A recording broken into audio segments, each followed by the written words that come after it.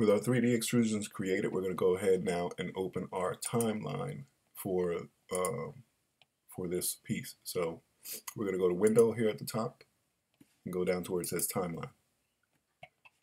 And what we want to make sure it says this time, instead of it saying frame animation like we have used in the past, we're going to use video timeline. So make sure it says video timeline, select that and click on that. And what you should see is two layers that'll show up here. One is a shape, which is what we have as our logo and our text, and the other one is basically nothing.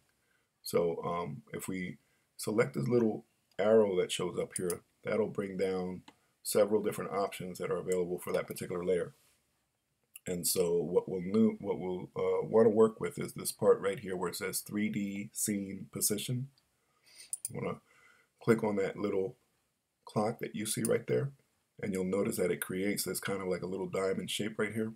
That is a keyframe, and we're going to work with keyframes to position this particular logo and spin it around at various different stages on this, which is the timeline. This is the timeline where you see all of this right here is the timeline down here at the bottom.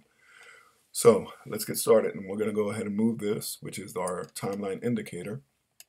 We're going to move it in increments of, say, 30 or so. So if you look down here at the bottom, you'll notice this number. This is the number that we're going to be paying attention to because we want it to say 30.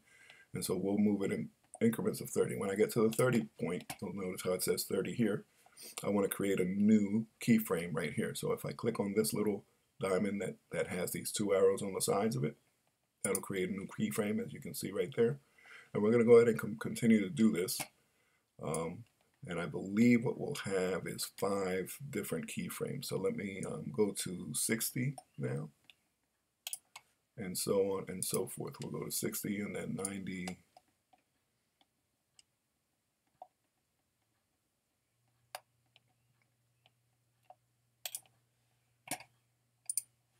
And then 120.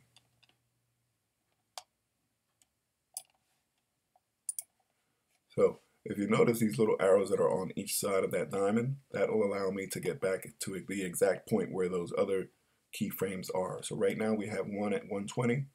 If I click back once, it's one at 90. You'll notice the red line that goes directly right to that point. If I click back again, that's one at 60, one at 30, one at 0. So this is your starting position, and I want to go to the one that says 30. So here is the next point, and I want to make sure that that is activated. So I'm going to click on it so that it's nice, bright, and yellow. And we're going to work with the coordinates. So if we select scene here, we want to make sure that we select scene in our 3D panels where it says scene. And then we want to go up to the top here where it says properties and select coordinates. And this is where we start to precisely make the movements that we want using coordinates so that we can make sure that we get exactly what we want. So we're going to actually start, and we're going to move this in increments of 90 degrees. So you can see here that this actually has this little icon that tells you that we are dealing with the degrees that we're going to rotate this particular object. So in the center, in the y-axis, we're going to enter minus 90. And as you can see, that put our logo in that specific position. It's at 90 degrees. And so we're going to do this along the line as we go down the line here to our next point. We're going to make sure that that gets activated. We're going to add 90 to that. So 90 plus 90 is 180. So we're going to make sure that we're using the minus 180 and hit enter. And that should give you our next position. As you can see, the logo looks like it's right smack in the middle again, but you'll notice that it's backwards. Now, let's go on to our next one. We're going to add 90 more, make sure that this is activated. And this time we're talking about minus 270. Make sure that that's entered. We'll go on to our next one. Always use these little arrows because that'll put you precisely on the keyframe. If you don't, you might create another keyframe, and it might just frustrate you more than you need to be. So the last position is going to be minus 360. That'll give us a full 360 degrees. Minus 360. So if we did that correctly, when we go to the very beginning, we should be able to play this.